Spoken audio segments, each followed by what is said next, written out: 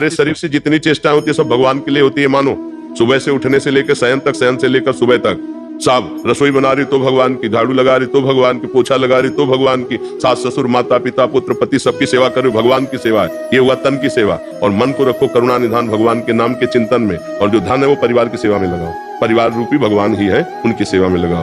हाँ, अब अपने पास 4 रोटी है, एक ज्यादा हमें लगता है कि तो हम किसी को दे देते हैं, किसी कुत्ते को दे देते हैं, गाय को देते हैं, किसी भूखे को। अब हमारे पास 100 रुपया लगता है कि अगर एक्स्ट्रा है तो हम किसी बीमार को दे देते हैं, किसी संत महात्मा की सेवा में लगा देते हैं, गौ सेवा में लगा देते हैं, भगवान की सेवा में लगा देते हैं। नहीं है तो जरूरत नहीं देने की, नाम जब से सब ठीक हो जाएगा।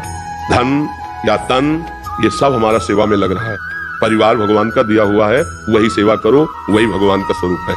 अलग से कहीं भाग करके भंडारा करने की जरूरत नहीं। हाँ है, एक्स्ट्रा में आपको लगता है तो कीजिए, नहीं है तो भगवान ने ऐसी मांग नहीं की, ऐसी मांग नहीं की। पति में भगवान को देखो, पुत्र में भगवान को देखो, पत्नी में भगवान को देखो, उसी परिवार की आराधना करते हुए भगवान में पहुंच जाओगे। और भागे घूमो तो जब घर में भगवान की भावना नहीं कर पाए तो मंदिर में कहां से भगवान की भावना कर पाओगे? फिर धोखा ही धोखा मिलेगा। हमारी बात सत्यता से समझ लीजिए। नाम जप कीजिए, जितनी सेवाएं हैं वो सब भगवान के लिए मैं कर रही हूँ। मन हमारा प्रभु के चिंतन में लगा रहे, और जो धन हमारे पास है वो भगवान का हमारे परिवार के पोषण के लिए। उसमें से अगर कोई भूखा आ जाता है तो उसे पवा देते। कोई बीमार आदमी, हमें लगता है कि आज हम सब्जी ना खरीदेंगे, इसकी दवा दे देंगे तो काम बन जाएगा, हम उसे, हमें दिखाई दे रहा है एक आदमी ठंडी से कांप रहा है तो हमारे 2 स्वेटर है, अगर 1 स्वेटर दे देते तो काम चल जाए। ये है गृहस्थी में। अब जिनके पास बहुत है तो वो भी अपने हिसाब से करें।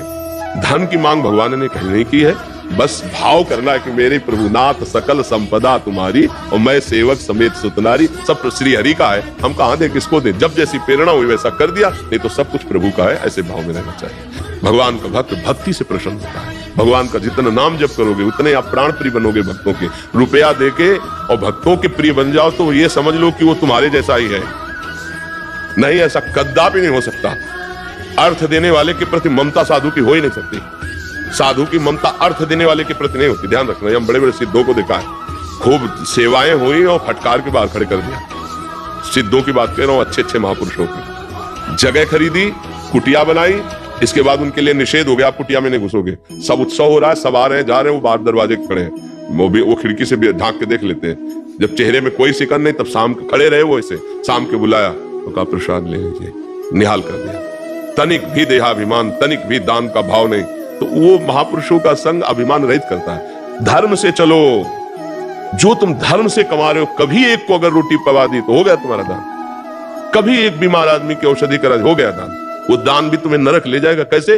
पाप किया हुआ धन जब आप दूसरे को दोगे तो उसकी बुद्धि में पाप ही चढ़ेगा, उसकी बुद्धि पवित्र नहीं होगी, तो पाप का ही विस्तार हुआ। इसलिए हम इस बात का खंडन करते हैं, धर्म पूर्वक चलो, उसमें जो आपके पास है। ऐसा लगता है कि भगवान आज भूखे इस रूप में आए, आप अपना भोजन पवा दो। ये देखो, उस दिन भूखे रहोगे ना तो हृदय विशेष शीतल रहेगा। आप अपना वस्त्र दे दो, कोई कांप रहा है सर्दी में, ये बात है। अधिक है आपके पास, गौएं हैं, संत भगवान है, मंदिर है, वो कर दिया, लेकिन ये सिद्धांत नहीं है। ईमानदारी से चलो और अपने परिवार का ही केवल पोषण कर रहे हो और नाम जप कर रहे हो। और कभी कभी कोई अतिथि संत भगवान आ गए, प्रसाद पवा दिया, कोई ठंडी है तो वस्त्र एक आध दे, हो गया आपका। गृहस्थी में नाम जप से बहुत जल्दी लाभ प्राप्त होता है। हमारी बात समझ पा रहे हो? लेकिन ऐसे अभी किसी संस्था में हम दान देते हैं तो कोई कम देता है, कोई ज्यादा देता है। हमारा महत्व ही नहीं है दाने का, तो हम चर्चा क्यों करें? हमारा जो दान शब्द है वो केवल नाम जप के लिए, अपनी श्वासों का दान करो, एक एक श्वास सुमिरन में लगाओ, इससे बड़ा कोई लाभ नहीं। रुपया पैसा है, सबसे बड़ा दान श्वासों का दान। राधा राधा राधा, तुम्हारा परम मंगल हो जाएगा। हमारी बात मान लो।